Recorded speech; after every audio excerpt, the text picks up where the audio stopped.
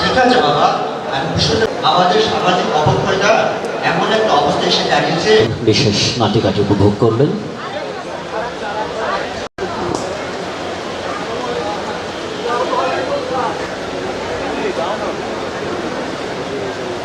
এবং আমার ভাগ্নের জামিনের ব্যাপারে সকল রকমের সহযোগিতা প্রদান করেছেন। পাচারের ভিকটিম, নারী শিশু ভিকটিম। দিবস পালনের এই গেঞ্জি পরে র্যালি আর নাস্তার প্যাকেট নিয়ে